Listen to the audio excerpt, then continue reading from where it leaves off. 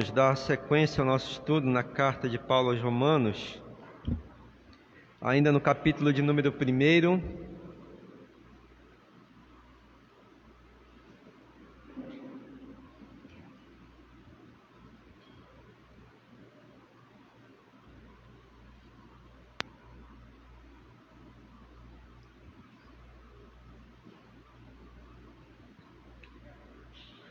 Vamos ler do verso 18 até o verso 32.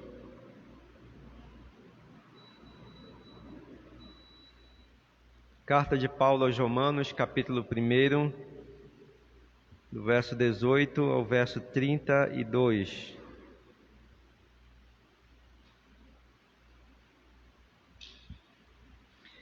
Eu vou ler, os irmãos sentados podem acompanhar.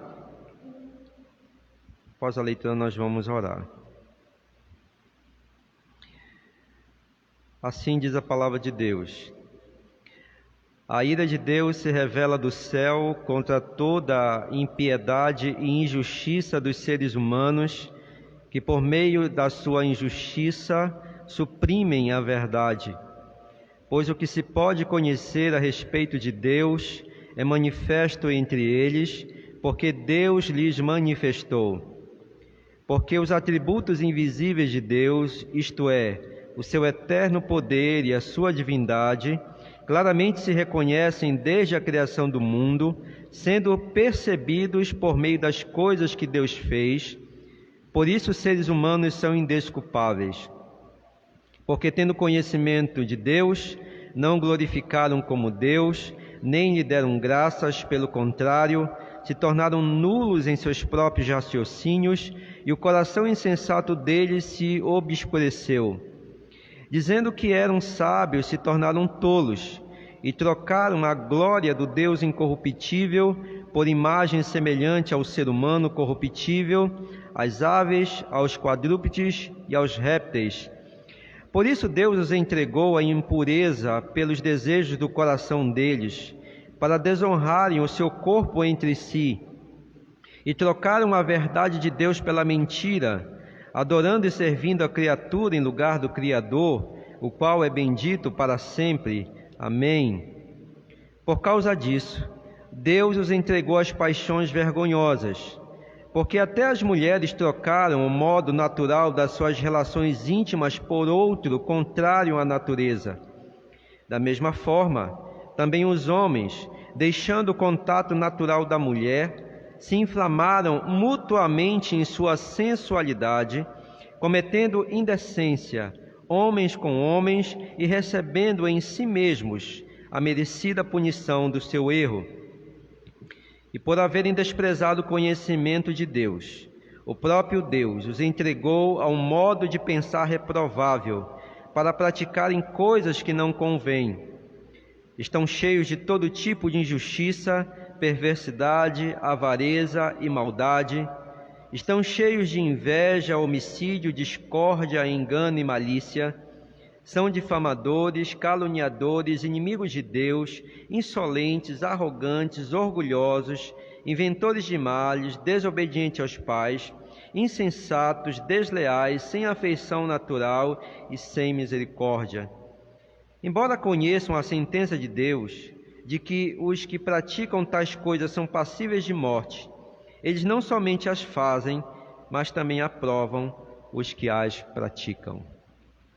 Vamos orar, meus irmãos, e pedir a graça de Deus nesta manhã sobre a nossa vida, para entendimento da sua palavra, e para que Deus possa se compadecer de nós, nos instruindo, nos orientando e trazendo arrependimento para as nossas vidas e salvação para aqueles que ainda não a têm. Pai Celestial, nós glorificamos o Teu nome nesta manhã, porque o Senhor é santo, santo, santo, 3 vezes santo. O Senhor é soberano, o Senhor é poderoso, é majestoso, o Senhor está sentado no seu trono, e de lá o Senhor reina soberanamente. O Senhor conhece todas as coisas, o Senhor é onisciente, está presente em todos os lugares, é onipresente, onipotente, por causa do teu poder e por causa da tua palavra o Senhor nos gerou. E a verdade que nós sabemos acerca de ti provém do próprio Senhor para a nossa vida, e a verdade especial da graça é o que transforma o nosso coração. E nós estamos aqui porque o Senhor quis. Foi o Senhor quem fez isso em nossa vida, foi o Senhor que nos derramou graça, foi o Senhor que enviou o seu Filho a este mundo para morrer em nosso lugar, foi o Senhor que despertou a nossa mente, o nosso coração para as realidades espirituais, é o Senhor quem nos faz caminhar neste mundo, na contramão dele, é o Senhor quem nos segura com as tuas mãos, é o Senhor que nos provém tudo que nós carecemos para seguir nessa jornada, é o Senhor que nos dá a paz e a alegria que temos hoje para servi-lo. Que o Senhor seja louvado, e mais uma vez, ó Deus, nós suplicamos, não porque mereçamos alguma coisa, mas como fruto da tua graça e bondade para conosco. Nós esperamos no Senhor e pedimos que graciosamente o Senhor se compadeça de nós e que fale aos nossos corações e o coração daqueles que nesta manhã estão ouvindo a tua palavra pelas redes sociais. Assim nós suplicamos em nome de Jesus. Amém.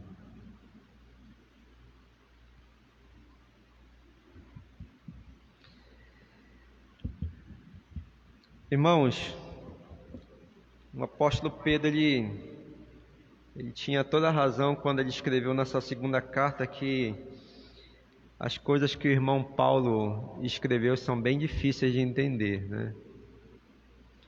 A carta de Paulo aos Romanos é um desafio para nós. Eu confesso que não esperava estudar tão cedo essa carta, mas veio ao coração o desejo de fazê-lo.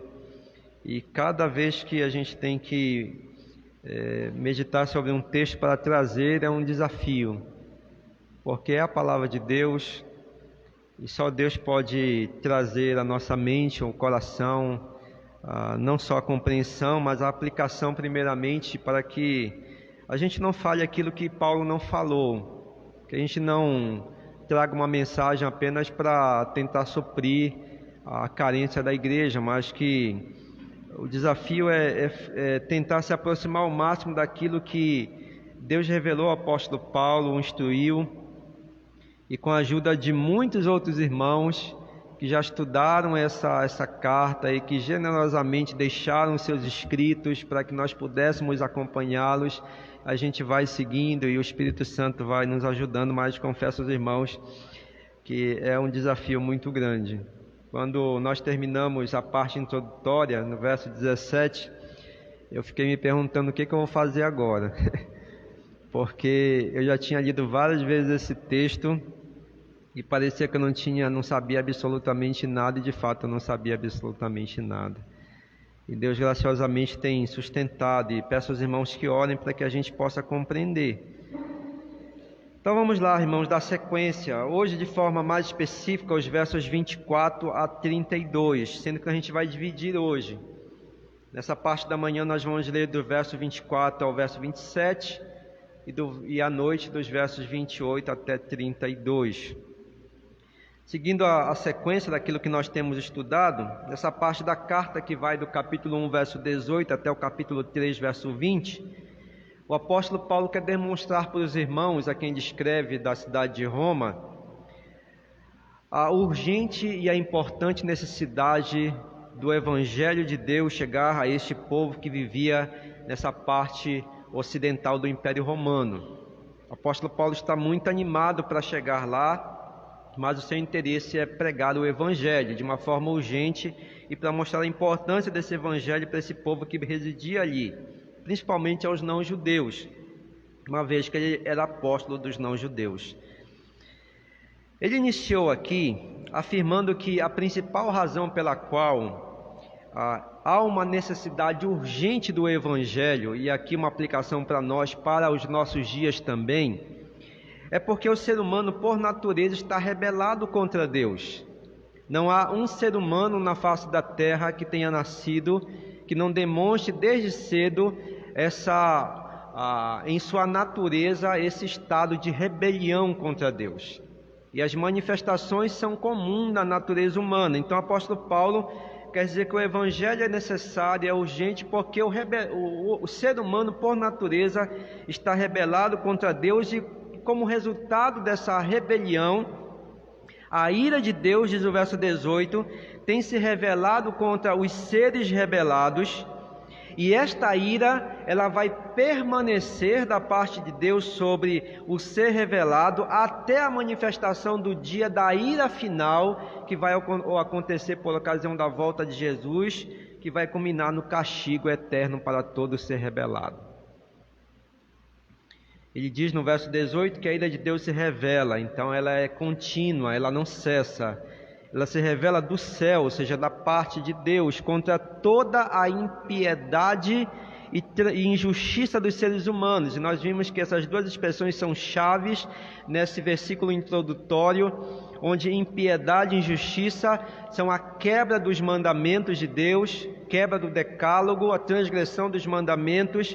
A expressão impiedade tem a ver com uma rebelião direta contra Deus, e a expressão injustiça ou perversão, que aparece na versão dos irmãos aí, é uma rebelião da criatura contra si mesma ou contra a própria criação de Deus. E essa rebelião aqui, ela é demonstrada de forma bem detalhada pelo apóstolo Paulo. A partir da parte introdutória do verso 18, ele vai detalhar isso nos versos 19 até o verso 32, sendo que dos versos 19 a 23, ele vai detalhar como é que essa rebelião se mostra da parte dos seres humanos como uma afronta direta a Deus. E os versos 24 a 32, o apóstolo Paulo detalha como é que essa afronta se mostra na rebelião dos homens contra si mesmo ou contra a própria criação de Deus. Está rebelado contra Deus, está rebelado contra a sua verdade na própria criação. E nós vimos que nos versos 19, nós já estudamos aqui, ficou muito claro na visão do apóstolo Paulo que esse estado de rebelião contra Deus, ele é notório, porque diz o apóstolo que o ser humano, ele tem a sua mente e o seu coração da parte de Deus com um senso que ele recebe. Então, há impressões de Deus na mente e no coração do ser humano com relação ao conhecimento da existência de um ser superior que é Deus. Da mesma forma, o apóstolo Paulo diz no versos 21 e 22 que não somente Deus deu a esse senso a mente ao coração do ser humano em relação à existência de Deus, como também Deus colocou nas próprias coisas que Ele criou a sua impressão digital, a sua marca. Para onde quer que os nossos olhos possam atingir, a nossa mente possa pensar, onde que possamos tocar, existe ali a impressão de Deus. E essas impressões, já começar por nós, Deus nos criou conforme a sua imagem e semelhança. A imagem de Deus está em nós. Então, os atributos de Deus, ou seja, os atributos invisíveis, como Paulo menciona, estão impressos em nós. Nós amamos, nós temos sentimentos de bondade, de compaixão, nós temos o senso de justiça, nós queremos fazer o bem, nós discernimos o bem e o mal, porque as impressões de Deus estão em nós. E essas impressões também estão na própria criação, e por esta razão, no verso 23, no final, o apóstolo Paulo conclui dizendo: por esses motivos, pelo fato do ser humano nascer com esse senso, aí essa percepção e essa marca de Deus impressa na sua mente e no seu coração, de que ele conhece algo que está acima dele, e pelo fato de ter essas impressões de Deus, essas marcas na própria criação, todo ser humano que nasce é indesculpável. Só isso já seria suficiente para sermos condenados. Então ninguém pode dizer: eu não conheci o Evangelho. Porque tem povos na face da terra que moram em lugares onde o Evangelho não chegou até hoje, né? Como é que eles vão ser condenados? Com base nessas impressões de Deus, porque há o senso na mente deles. Mas por estarem rebelados, eles desprezam isso. Todavia, o ser humano revelado, diz o apóstolo Paulo, é agora um ser que vive no pecado. Foi formado por Deus, criado por Deus para viver para Deus, mas agora vive no pecado, de maneira que a sua vida no pecado agora, diz o apóstolo Paulo, não poderá jamais ser satisfeita por esse Criador, porque não há compatibilidade do Criador com o pecado. E o ser humano vivendo no pecado, ele entende que não pode mais ser satisfeito por esse seu Criador. Por quê?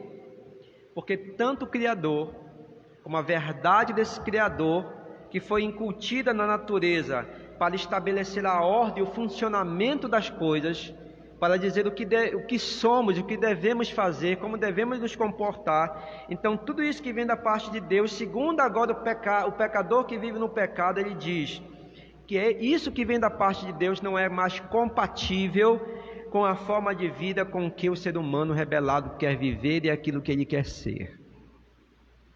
Então observe que isso é natural, né? Deus criou uma coisa para funcionar de uma maneira, mas o ser humano no pecado, ele diz que agora isso não serve mais. Esse Deus não serve mais. E a vontade de Deus não pode ser mais compatível com a sua vida, porque ele vive no pecado. Então não há como juntar luz com trevas, o santo com o profano. E por esta razão, diz o apóstolo Paulo, o ser humano rebelado, o que é que ele faz para mostrar esse estado de rebelião? Ele quer banir Deus da sua vida. Ele quer banir Deus da sua vida e alterar tudo aquilo que esse Deus fez, porque o que Deus fez e a maneira como as coisas devem funcionar estão impedindo o seu progresso no pecado. Que a vontade de Deus vai reprimi-lo. Deus vai dizer: não é assim, não foi para isso que eu te criei, você deve caminhar nessa direção. Mas o ser humano está vendo o pecado e diz: mas eu não quero isso para a minha vida, eu quero mergulhar no pecado, eu quero desbravar esse oceano de coisas que me satisfazem. E eles querem banir Deus e a vontade de Deus, porque isso se tornou um impedimento para que eles possam mergulhar nesse mar de pecado, nessa vida de impiedade e perversão.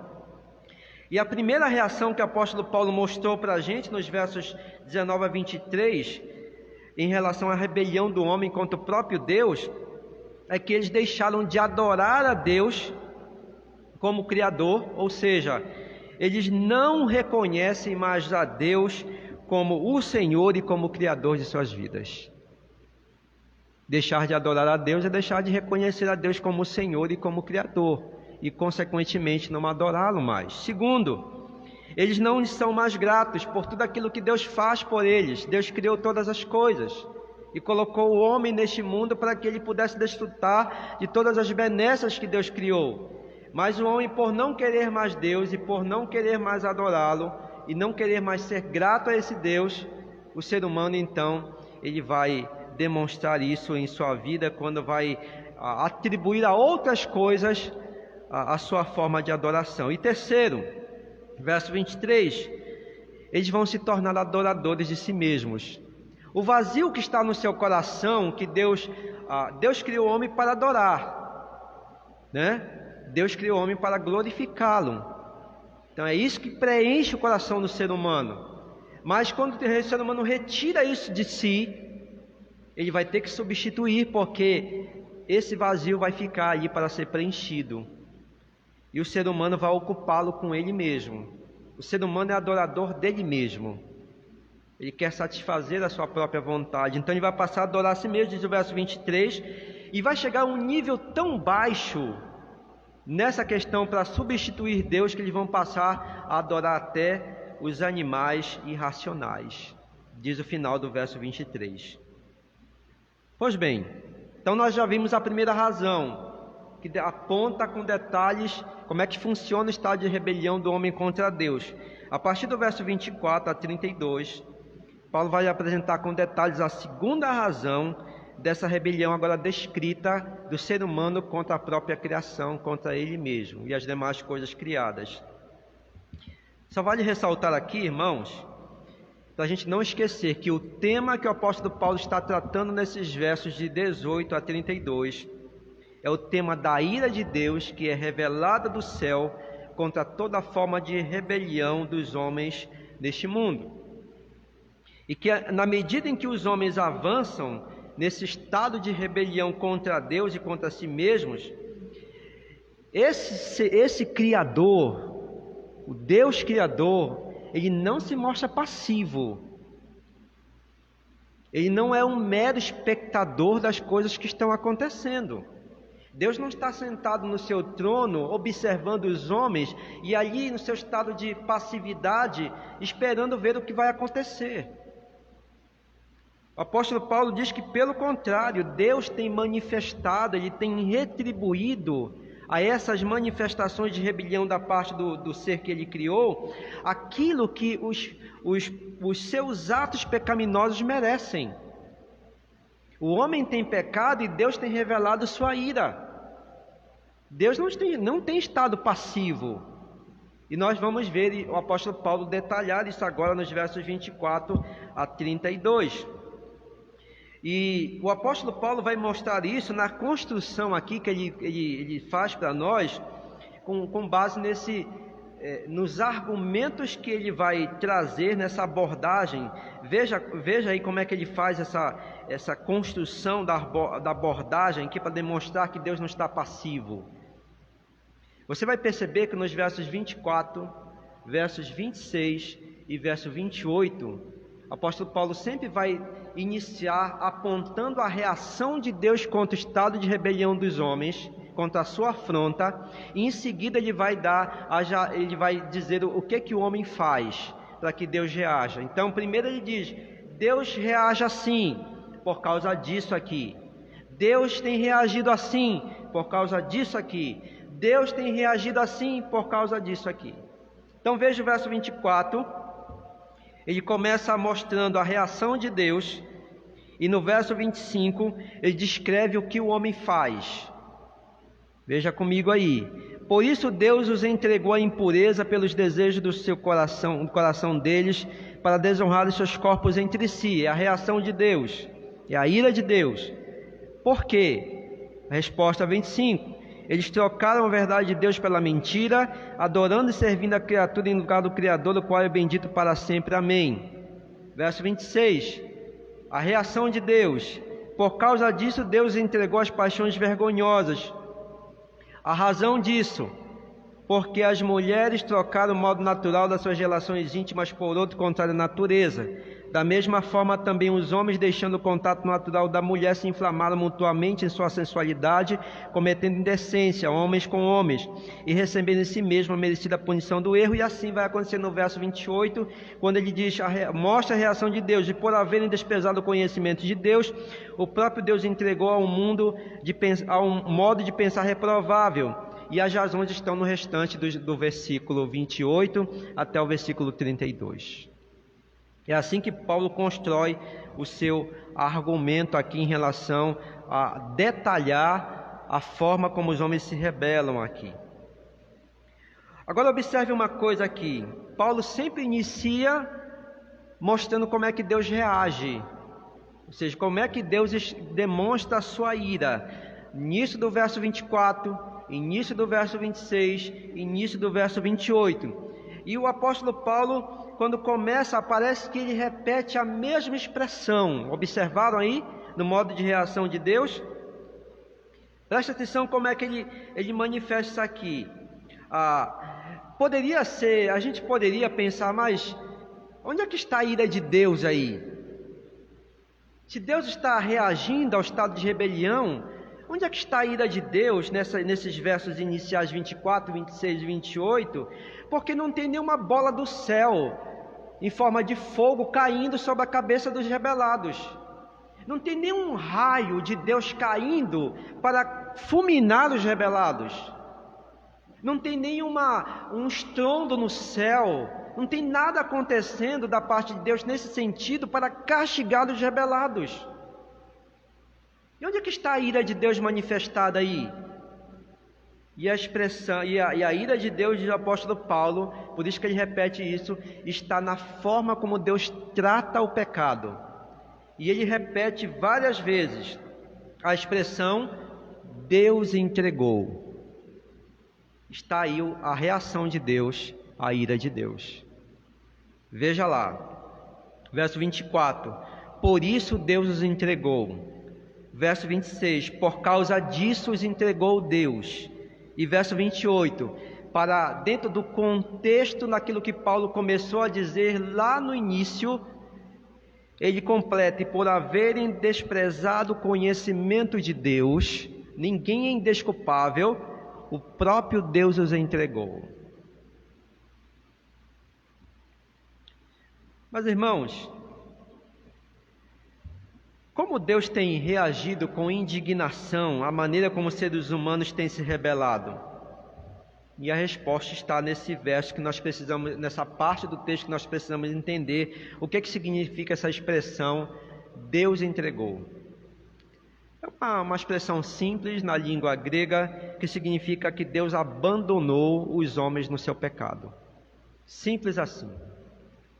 Entregar é abandonar, é deixar os homens seguir o curso do seu próprio caminho escolhido. É assim que Deus tem manifestado a sua ira. Observe, juntamente agora com o contexto, uma vez que os seres humanos se rebelaram abertamente contra Deus, recusando-se a aceitar a Deus como o Senhor de suas vidas e como seu Criador, uma vez que os seres humanos estão buscando banir Deus definitivamente de suas vidas, desprezando a vontade de Deus, ou a verdade de Deus, uma vez que os seres humanos se tornaram adoradores de si mesmos e até de animais irracionais,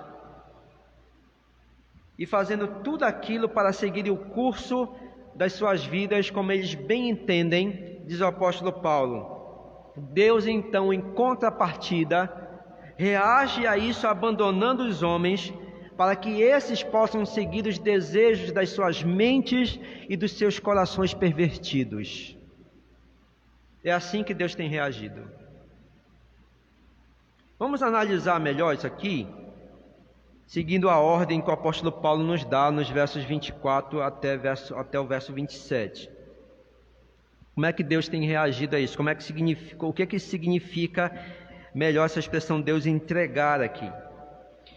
O apóstolo Paulo diz no verso 25 que os homens substituíram a verdade de Deus, ou mudaram a verdade de Deus por aquilo que pudesse ser compatível com os pensamentos e anseios dos seus corações corrompidos pelo pecado. Diz o verso 25, acompanhe comigo. Eles trocaram, na sua versão pode estar, eles mudaram, como em outra versão pode estar, eles substituíram. Eles trocaram ou mudaram a verdade de Deus pela mentira, adorando e servindo a criatura em lugar do Criador, o qual é bendito eternamente. Amém. O apóstolo Paulo diz então que eles mudaram a verdade de Deus em mentira. Essa expressão mudar, uma tradução melhor na língua original, na língua grega, seria substituir. Na minha versão está trocar, que é a mesma coisa. Então você pode anotar aí na sua Bíblia, se quiser colocar aí em cima, mudar, melhor tradução é substituir. Por que é a melhor tradução? Porque o sentido de substituir na língua grega ele é muito interessante, à luz do contexto que Paulo quer trazer aqui para nós, dessa explicação. O que significa substituir? Substituir traz a ideia de mudar a natureza de uma determinada coisa, ao colocar sobre ela uma roupagem diferente dela, a fim de que essa coisa que tinha uma natureza, que agora está revestida de um traje diferente, possa funcionar, possa se comportar, ou possa ser vista de acordo com a roupagem que ela recebeu. Está aqui a natureza de uma coisa, ela é isso, e você pega uma roupagem e a veste com uma outra coisa. E o objetivo de vestir esse algo com outra roupagem é fazer com que as pessoas olhem para isto e possam vê-la de uma maneira diferente daquilo que ela é por natureza, ou fazer com que ela se comporte ou funcione de uma forma diferente da sua natureza. Esse é o sentido da palavra substituir, que é a melhor tradução aqui. Não é à toa que esse termo utilizado aqui no original, que seria a tradução substituir para nós, é que se originou a palavra travesti. O travesti. E você sabe que o travesti não faz coisa diferente daquilo que nós vimos nesse conceito. O travesti é alguém que veste uma roupa que não condiz com a sua natureza e passa a se comportar e quer ser visto como se comporta e é visto o sexo oposto, não é? Se for o homem, se veste como mulher, quer ser visto como mulher e quer se comportar como mulher, mas a sua natureza é masculina.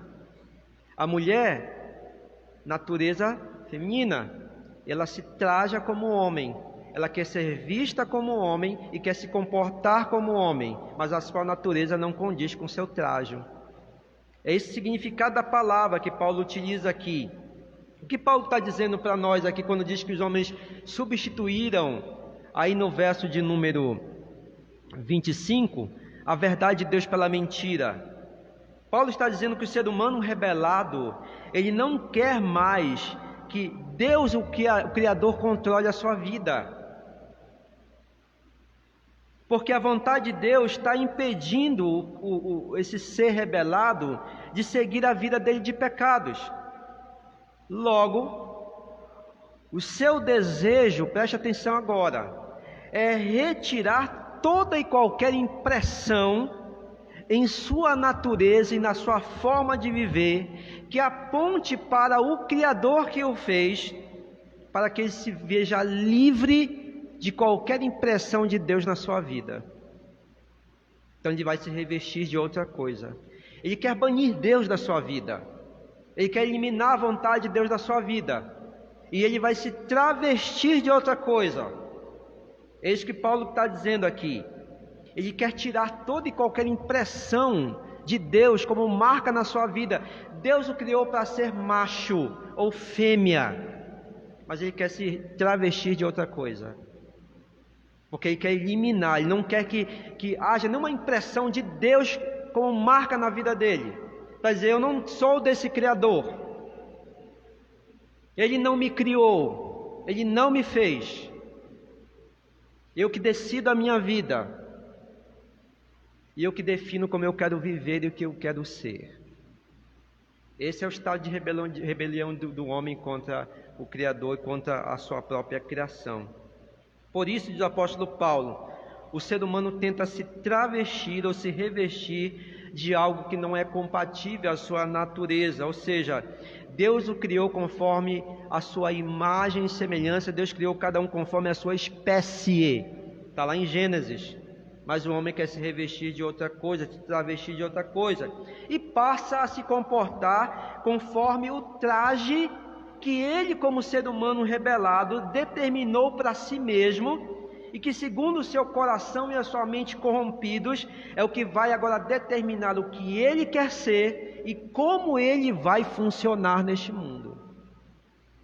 Olha aonde o ser humano chegou por causa do seu estado de pecado e rebelião contra Deus. Ele não quer nenhuma marca de Deus sobre ele. Por isso que a ira de Deus tem se revelado, e Paulo diz: por causa disso Deus entregou o homem. Ele abandona o homem nesse estado. E nós vamos ver melhor isso aqui. Então, quando Paulo diz que os homens rebelados substituíram a verdade de Deus pela mentira, o que ele está afirmando para nós aqui é que aquilo que o ser humano quer ser e a forma de vida como ele quer viver não passa de uma farsa. Por isso é mentira. Trocar a verdade ou substituir a verdade de Deus pela mentira é uma farsa. Ele não é aquilo que ele está definindo para si mesmo. Ele não funciona para aquilo como ele quer funcionar. Deus não criou o ser humano para agir dessa forma, para pensar dessa forma. Então tudo aquilo que o homem traz para si como uma nova roupagem é diferente daquilo que Deus fez, e é uma farsa. pois não condizem com as verdades da sua natureza criada e nem com a maneira como Deus determinou a sua forma de se comportar. E quando Paulo diz que eles adoram e servem a criatura em lugar do Criador, diz o verso 25 no final aí, o que Paulo está dizendo, à luz desse contexto aqui também, é que o homem rebelado, ele para se desligar desse Criador aqui, ele passa a criar os seus próprios deuses. Olha só como isso é interessante. O homem está rebelado contra Deus, ele não quer nenhuma marca de Deus sobre ele não quer pertencer a Deus, ele se traja de uma forma diferente.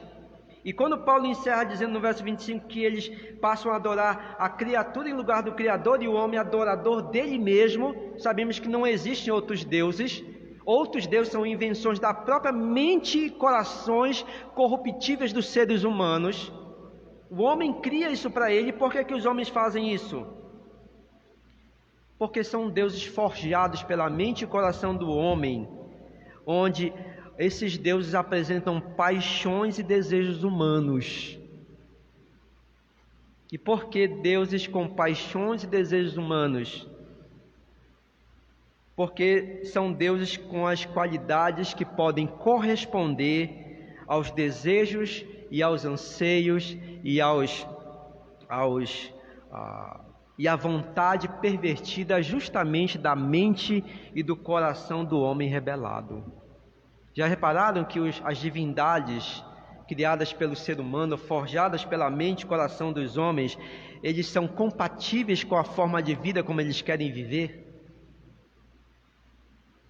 Agora observe, Paulo não está escrevendo aqui no escuro. O apóstolo Paulo, ele está olhando para onde ele quer ir. Ele está indo para Roma, a cidade da idolatria, a cidade onde, não só em Roma, mas naquela região toda do Ocidente, uma vez que muitos gregos, agora, né, no contexto de Paulo aqui, os gregos deram lugar aos romanos, né? Então, mas havia muito da cultura grega ainda. Então o apóstolo Paulo está visualizando uma região altamente idólatra, com muitas divindades. A maioria das divindades eram marcadas por imagens de seres humanos, que inclusive tinham relação direta com os seres humanos, inflamados por paixões e desejos humanos, carnais. Paulo está indo para essa região, e ali Paulo sabia que iria encontrar os seres humanos adorando essas divindades, e os ouvintes da carta, os destinatários, sabiam a quais tipos de divindades Paulo estava querendo se referir. Divindades que premiavam injustiças praticadas pelos seres humanos, divindades vingativas e que tratavam seus inimigos com a pena de morte, divindades que davam toda a liberdade para o ser humano agir como quisesse, divindades altamente sensuais. Você pode ver pelas imagens como eram esculpidas aquelas divindades, muitas delas nuas, com seus órgãos parecendo, genitais parecendo, às vezes divindades juntas, né, em cenas horríveis. Estavam lá os templos, né, naquela região onde havia a prostituição de pessoas dentro dos templos em nome das divindades, e divindades que associavam sexo entre pessoas iguais, homens com homens e mulheres com mulheres. Então Paulo sabe para onde ele está indo, e ele não vai dizer nada que não esteja relacionado com o que estava acontecendo naquela região. Por isso Paulo diz: por esta razão é que Deus entregou, que Deus abandonou os homens rebelados ao que Paulo chama no verso 24 a sua própria imundícia, e verso 26 as paixões infames. Aqui, irmãos, nós não estamos dizendo, quando Paulo diz que Deus entregou, Paulo não está dizendo que Deus desistiu da humanidade. Não é isso que ele está dizendo. Deus não desistiu da humanidade. E esse aqui, os pecados que ele vai listar aqui, agora ele vai, a partir do verso 26, ele vai ser mais, ele vai dar vai citar dois exemplos para nós, e depois vai exemplificar de uma forma mais extensa a partir do verso 28 desses pecados, Paulo não está dizendo que esses pecados são os mais terríveis e que para isso não tem perdão. Não é isso que ele está dizendo. Deus não desistiu da humanidade. Ele está dizendo da maneira como Deus reage a esses pecados aqui. Ele cita 2 exemplos para nós desses trágicos pecados que são cometidos pela humanidade. Ele cita o caso das mulheres e cita o caso dos homens. As mulheres em suas relações íntimas, verso 26. Por causa disso, Deus entregou as paixões vergonhosas, porque as 3 mulheres trocaram o modo natural das relações íntimas por outro, contrário à sua natureza. Paulo já havia dito que Deus havia deixado os homens rebelados seguirem o seu próprio caminho, lá no verso anterior que nós lemos, a imoralidade sexual, a expressão que aparece aí para imundícia. Deus deixou que os homens seguissem o caminho, eles querem viver na imoralidade sexual, então Deus deixa que eles vivam na imoralidade sexual. É isso que Paulo está dizendo aqui. Essa é uma forma da ira de Deus se manifestar. Verso 24. Mas Paulo também diz que por causa da perversidade do coração, traduzido aqui da expressão que ele chama de, na sua Bíblia vai aparecer concupiscência aí, concupiscência do próprio coração. Paulo diz que por causa dessas coisas, da imoralidade sexual e da perversidade, a concupiscência do coração, ou seja, a imoralidade que há na natureza humana, é inerente no ser humano, todo ser humano nasce com isso, mas pelo fato de agirem dessa forma, ou seja, avançar mais no estado de rebelião contra Deus, porque olha só, o homem por natureza é imoral, ninguém ensina nada para ele já nasce com esse estado de moralidade, ele exala isso. Só que há uma forma de Deus limitar para que isso não se expanda. Mas o apóstolo Paulo está dizendo, mas pelos homens insistirem, olha só o que ele vai mostrar aí, nesse estado de rebelião, Deus permite que os seres humanos então extravasem essa imoralidade para seus corpos. Estava na mente, estava no coração, contidos lá porque Deus estava segurando isso. Mas a partir do momento que os homens se rebelam contra Deus, dizendo, nós não queremos Deus na nossa vida, nós não queremos a verdade de Deus comandando a nossa vida, nós não queremos Deus dizendo o que devemos ser, o que devemos fazer. A partir do momento que os homens fazem isso e começam a reagir contra Deus, Deus então deixa que eles sigam nesse estado de moralidade e isso extravase para seus corpos, de maneira que agora eles passariam, diz o apóstolo Paulo no verso 24, a desonrarem os seus corpos entre si.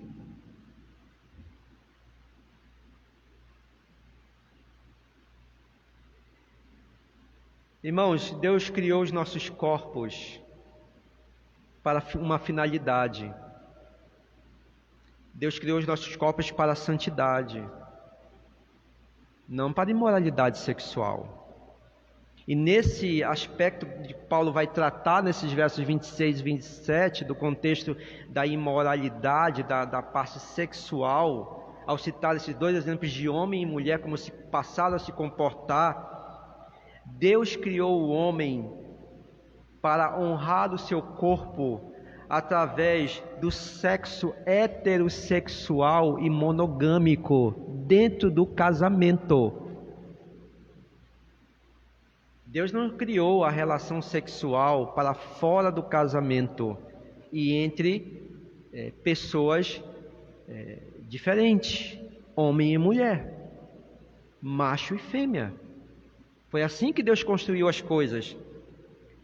Então, Paulo está dizendo que agora qualquer forma de atividade sexual fora daquilo que Deus estabeleceu, macho e fêmea coabitando na relação sexual dentro do casamento, qualquer coisa fora disso, como fornicação, que é o sexo entre pessoas diferentes, homem e mulher, mas fora do casamento, ou o adultério, quando um dos cônjuges quer ter relação sexual com uma pessoa que não é o seu marido nem sua mulher, ou a prostituição, que é ter relação sexual por dinheiro, como forma de trabalho, ou relações homoafetivas, homem quer casar com homem, mulher quer casar com mulher. Todas essas questões aqui do apóstolo Paulo são formas de desonrar os seus corpos entre si e são um estado de rebelião do homem contra Deus,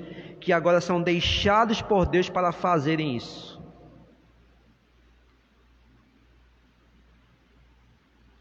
Nessa parte inicial aqui do verso 26, o exemplo que Paulo traz para nós, no caso das mulheres, é o caso do lesbianismo.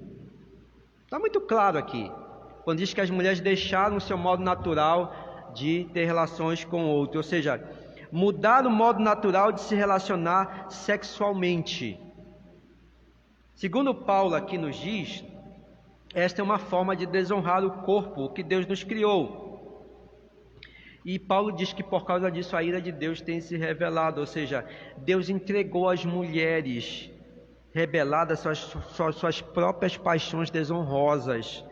Qual seria o natural de Deus? Que a mulher, a fêmea, se relacionasse com o macho, seu marido. Esse é o modo natural de Deus aqui.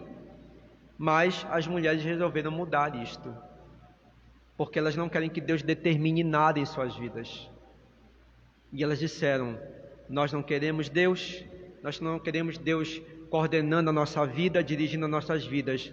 Nós queremos sim nos relacionar com outras mulheres, fora ou dentro do casamento. Nós queremos sim nos casar com outras mulheres. Nós queremos sim nos prostituir com outras mulheres. Queremos fazer tudo com as mulheres sexualmente. Para dizer, nós não queremos esse Deus comandando a nossa vida. E por causa disso, diz o texto, Deus entrega as mulheres para que elas sigam obstinadas o seu caminho de perversão e desonrar os seus corpos. E nós já vamos ver a implicação disso para a humanidade. O segundo exemplo, no verso 27, é dos homens nas suas relações íntimas, a mesma coisa. Deus criou os homens no mesmo formato das mulheres. E os homens desonram seus corpos também. E Deus, em contrapartida, faz a mesma coisa, entrega os homens.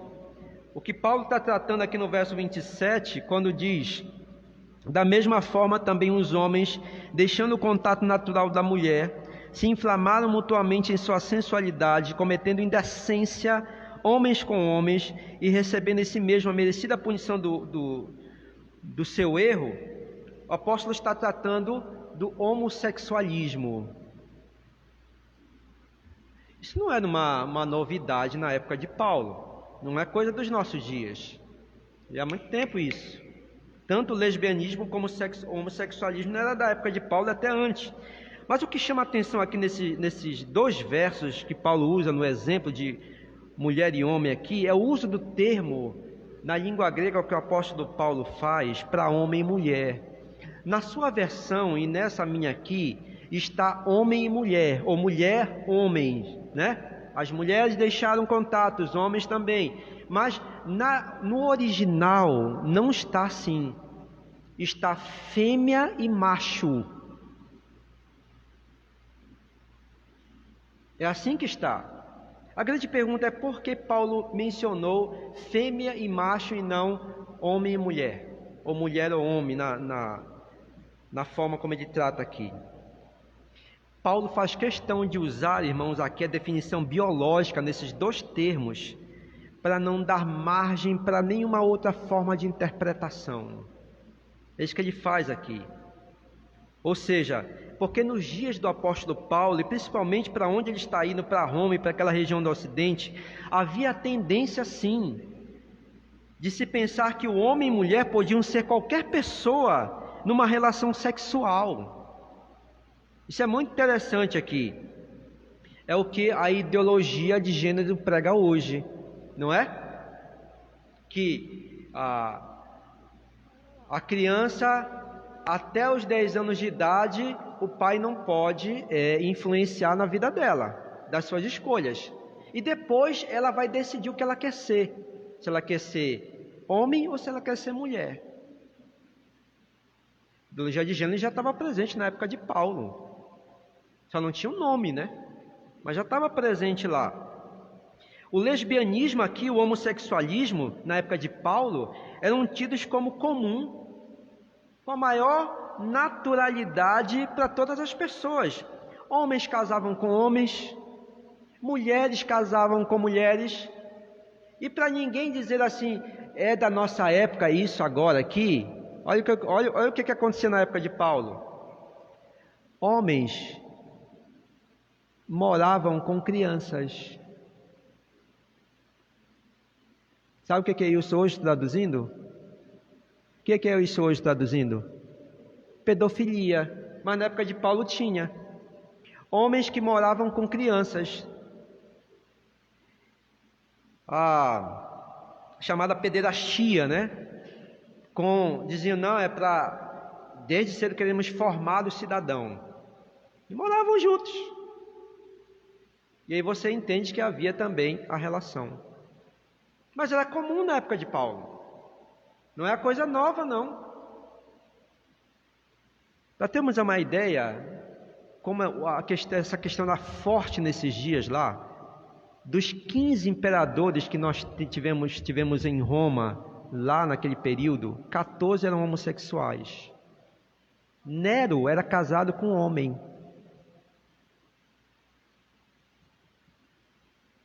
Pensa que nossos dias que estão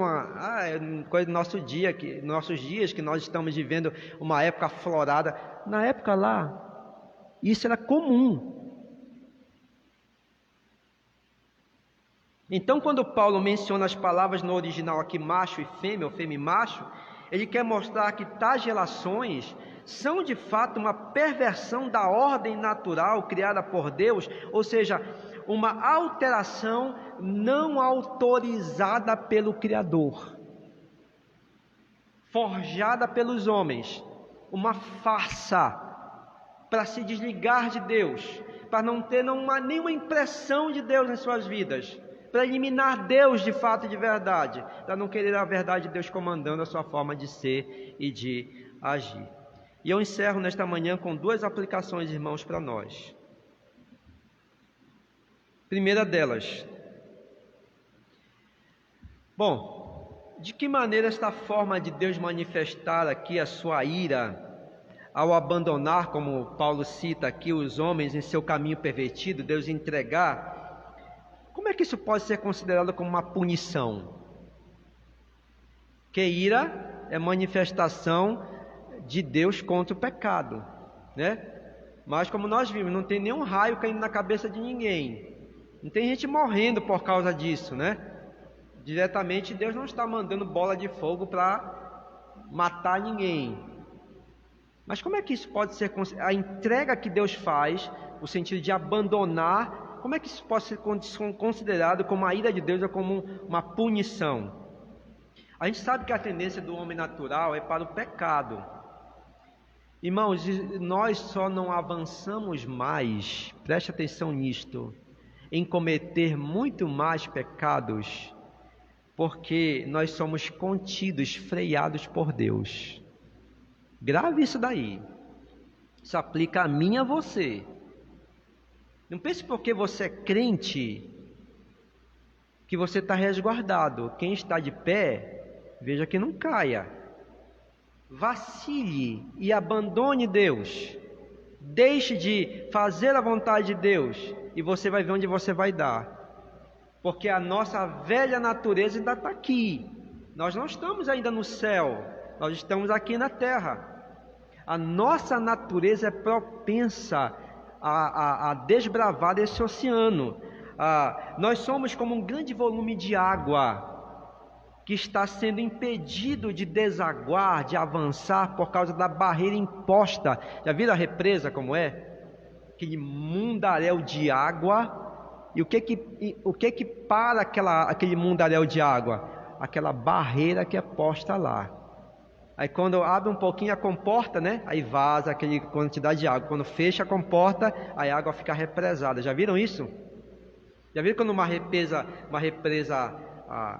tinha casos recentemente, né, de represas que romperam, como a força da água vem, rompendo tudo? É assim que nós somos. O homem é como essa água impedida pela barragem de Deus.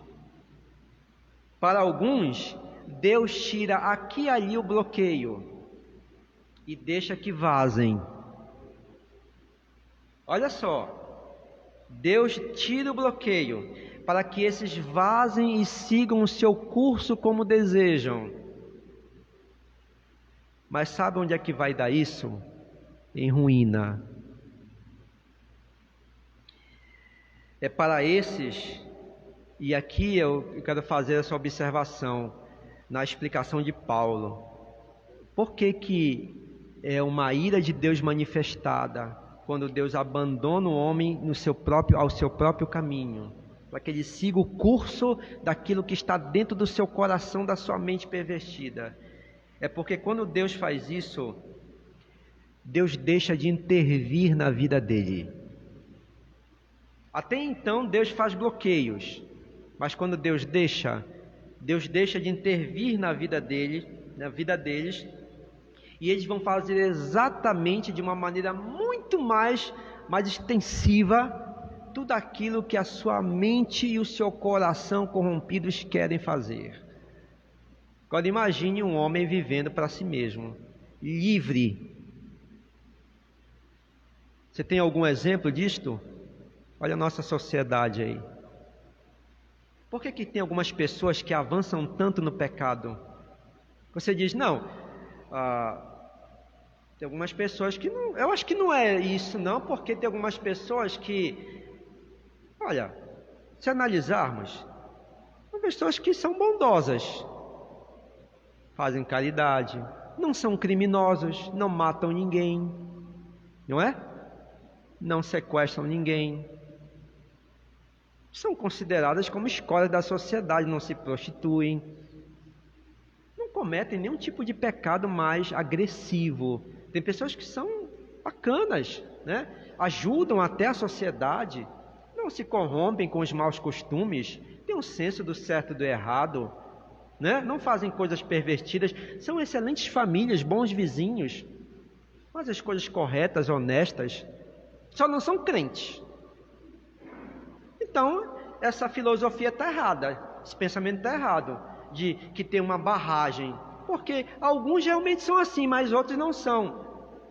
Aí você olha para o que Paulo está dizendo, sabe por que não são? Porque Deus tem impedido essas pessoas de irem além. Deus dá a elas um senso, Deus as priva, Deus as faz discernir um pouco do certo e do errado, Deus as limita, mas aquelas a quem Deus do montão deixou ir, seguir o seu próprio caminho, que poderiam estar enquadradas entre essas pessoas boas, mas Deus deixou, liberou, olha onde elas foram. Elas matam todos os dias, elas sequestram, elas vivem do contrabando, elas se drogam. E por que elas fazem isso? Porque é uma escolha? Porque está dentro dos seus corações, das suas mentes. Deus deixou com que elas seguissem mais. As misericórdias do Senhor são a causa de não sermos consumidos. Se Deus deixasse todo mundo sair, tirasse todo o impedimento, irmãos, o que seríamos de nós? Então, a grande questão aqui, olha só agora, por que é uma punição de Deus isso, liberar, para que pessoas sejam assim? Deus libera, mas o dia da prestação de contas, ela vai chegar. Essa é uma forma de Deus julgar o ser humano. Será o dia em que tarde demais essas pessoas vão lembrar de que houve um tempo em que o Criador lhes colocava impedimentos, lhes colocava barreiras. Houve um tempo em que o Criador lhes dava senso do que é certo ou errado. Houve um tempo em que o Criador lhes deixava muito claras suas impressões na criação. Mas Deus deixou que elas seguissem. E que esse exemplo dessas pessoas que vivem neste mundo mais enxafurdadas no lamaçal, onde nós, muitas das vezes dizendo, esse aí merecia o quinto dos infernos. Não é assim que o ser humano fala? Esse aqui merece logo o inferno. Não tem que nem ser julgado. Mas quem somos nós para dizer isso? Estamos falando exatamente daquilo que nós poderíamos estar reproduzindo se não fosse Deus nos contendo.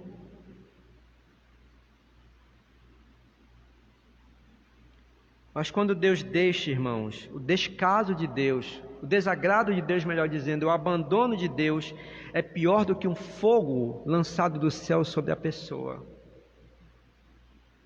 Porque a única coisa que pode salvá-la, que pode levá-la a bom senso, que possa tirá-la desse caminho é Deus. E quando Deus se mostra o seu desagrado e a deixa a si mesma, ela está perdida.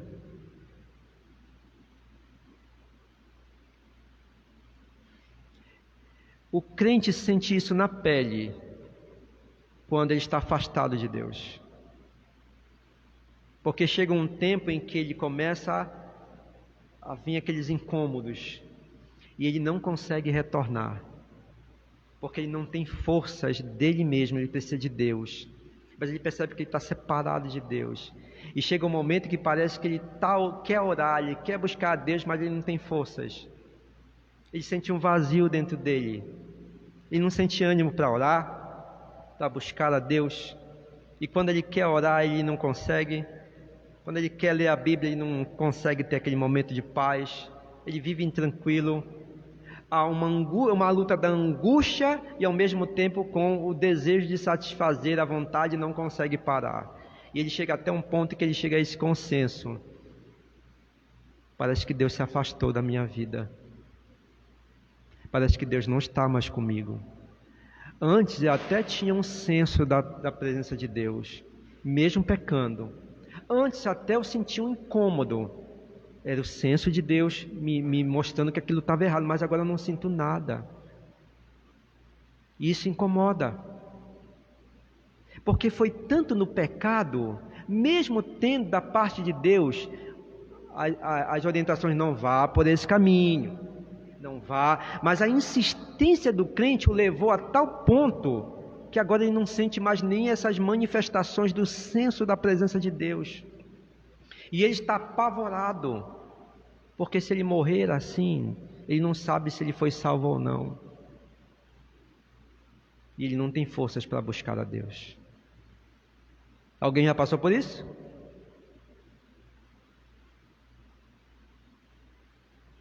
Esse é o pior estado que um crente pode chegar. Segunda e última lição para nós encerrarmos.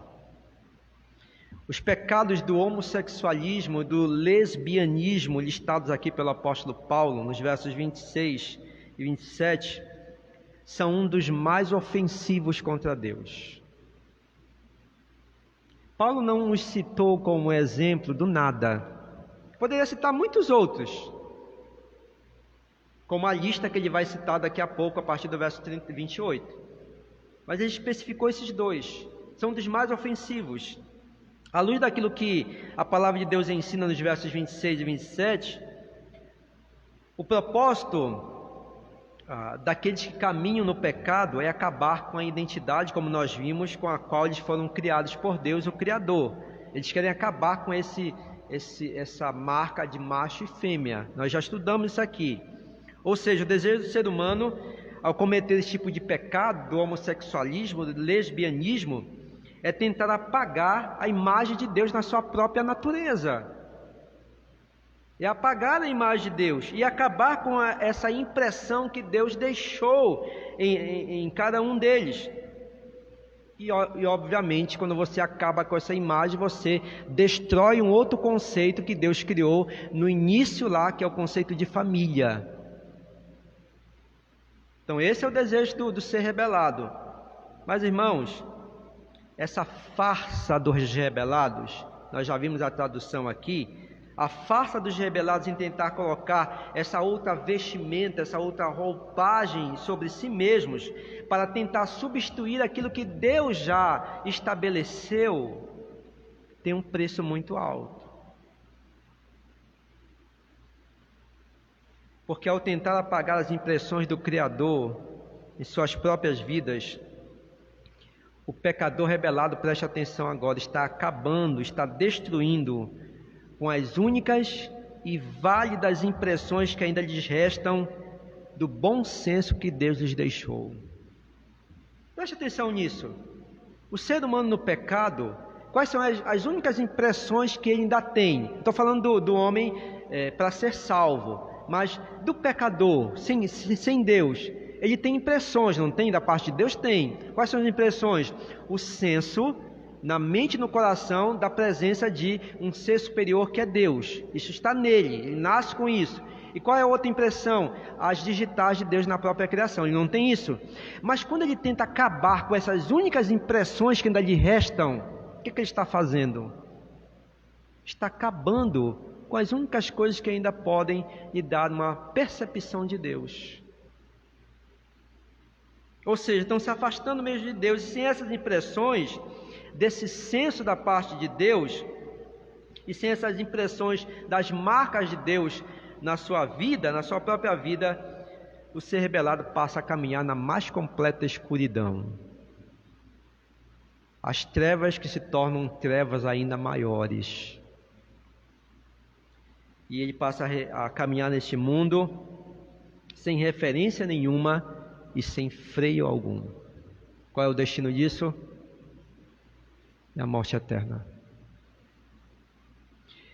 Por isso que esta forma da ira de Deus se manifestar é muito mais implacável do que se ele for morto agora. Deus entregar ainda em vida o ser humano à própria sorte. Irmãos, que Deus tenha misericórdia. Aqui nós não estamos dizendo que nós não estamos sendo homofóbicos, né, em tratar desses assuntos, eles são bíblicos. A homofobia não é a praticidade bíblica. A Bíblia não condena os homossexuais e nem as lésbicas ou outros movimentos dessa natureza. Pelo contrário, o homossexualismo, o lesbianismo é um pecado como qualquer outro pecado, do adultério, dos vícios, do alcoolismo. A Bíblia trata com naturalidade todos esses pecados. Então, aqui a Bíblia, quando trata desses dois temas e outros, trata na sua igualdade, para mostrar que tanto um como outros são pecados contra Deus. Que Deus não estabeleceu essa forma para a sua natureza. E Deus vai tratar com aqueles que cometem qualquer tipo de pecado como esses aqui. Mas, quando a Bíblia trata, o objetivo da palavra de Deus não é discriminar, mas é apontar o erro para trazer uma resposta de Deus para solucioná-lo. E a resposta de Deus, como Paulo já mencionou na parte principal do Evangelho na carta aos Romanos, está no verso 16 e 17. O Evangelho tem o poder de Deus para transformar qualquer pessoa em qualquer tipo de pecado cometido. Mesmo que seja o pecado do adultério, da fornicação, ou seja o pecado do homossexualismo e do lesbianismo. Aí você pergunta, mas será que Paulo não estava falando isso diretamente para condenar? Não, porque na sua primeira carta aos Coríntios, capítulo 6, verso 9 ao verso 11, o apóstolo Paulo relata casos de pessoas que eram homossexuais que foram transformados pela graça de Deus. Abra o texto lá. Então, quando o Evangelho trata desses casos, não é para discriminar, mas para trazer respostas de Deus, para trazer livramento desse estado de condenação. Veja a primeira carta de Paulo, capítulo 6, Coríntios, verso 9 ao verso 11. Preste atenção na lista que ele cita aqui.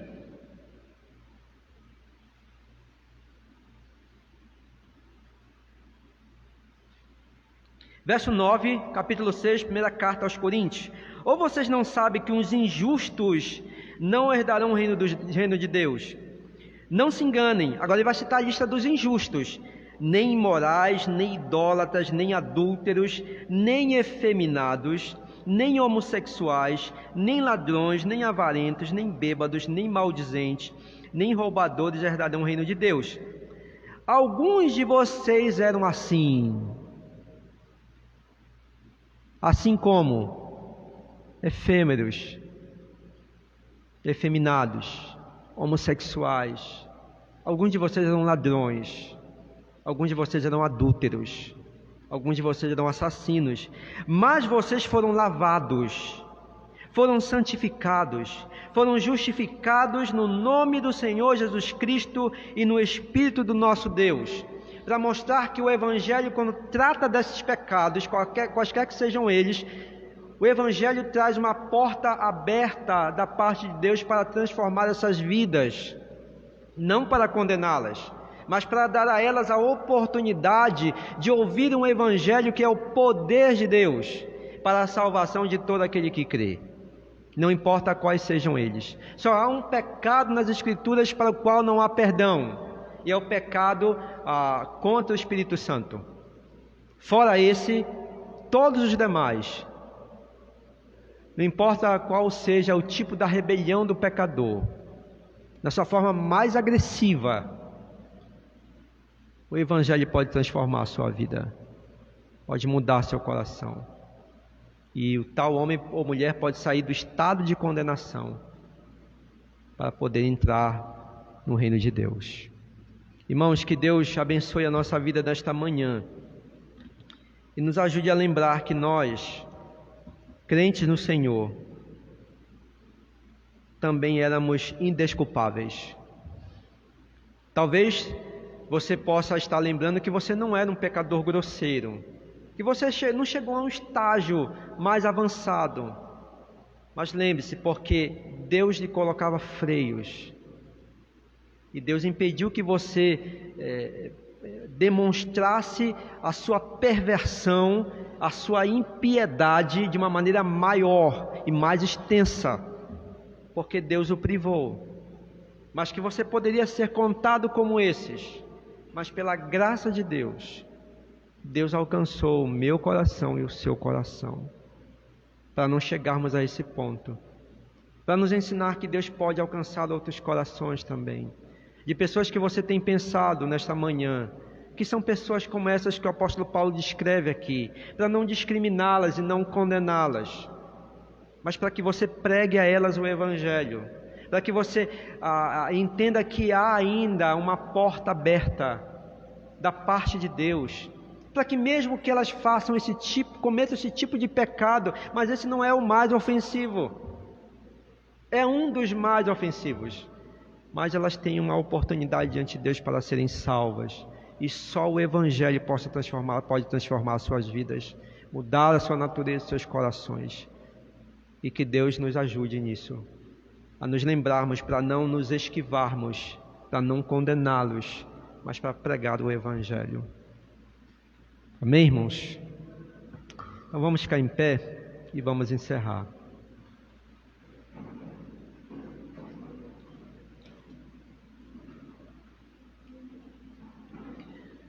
Senhor nosso Deus, nós queremos te agradecer nesta manhã pela Tua palavra, a palavra bendita, Senhor, que nos faz pensar nesta manhã em que estado nós estaríamos hoje, se ainda estivéssemos de fato vivos, se não tivéssemos morrido antes.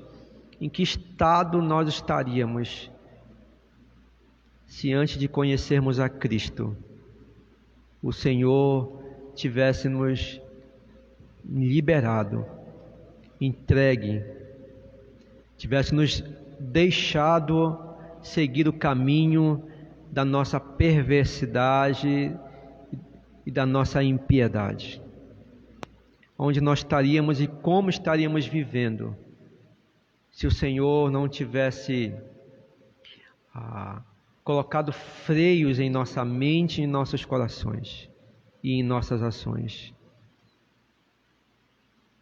Nós somos gratos, Senhor. porque mesmo no tempo da impiedade, o Senhor nos parou o caminho. Hoje nós temos essa convicção tão clara em nossas mentes, para não querermos condenar ninguém, pessoas que vemos que cometem pecados que para a sociedade são altamente graves. Mas nós poderemos estar nessa lista. Temos chegado a cometer pecados gravíssimos, segundo a visão da humanidade. Mas o Senhor nos privou. O Senhor foi generoso conosco, não porque éramos pessoas diferentes, ou porque merecíamos alguma coisa, ou porque tinha algo em nossa natureza, Senhor, que fosse diferente. Não havia nada em nós, apenas o pecado e apenas esse anseio, desejo ardente dentro dos nossos corações, das nossas mentes, fervilhando para fazer aquilo que não agradava o teu coração. Mas o Senhor sempre nos freou, até o tempo que o Senhor nos revelou sua graça especial, para que hoje nós pudéssemos ver quão miseráveis pecadores nós éramos, e quão dependentes desse Evangelho, que aponta para a graça do Senhor Jesus Cristo sobre a nossa vida, para que nós hoje pudéssemos ter essa clareza para não condenarmos ninguém, e para vermos nessas pessoas mesmo em grau elevado de seus pecados, vermos ainda que há esperança de que esse mesmo Evangelho, Senhor, transforme esses corações, que mude essas vidas. Os pecadores estão rebelados contra Ti, Senhor. Estão ávidos por cometer os mais terríveis pecados. Mas a Tua graça é maior. E que para essas pessoas que passam pela nossa mente, pelo nosso coração nesta manhã, ó Deus, que tenhas misericórdia, tenha uma porta aberta para elas, para mudar suas vidas, Senhor, transformar seus corações, através do poder desse Evangelho. E assim nós oramos esta manhã gratos e ao mesmo tempo suplicando ao Senhor a sua bondade, em nome de Jesus. Amém.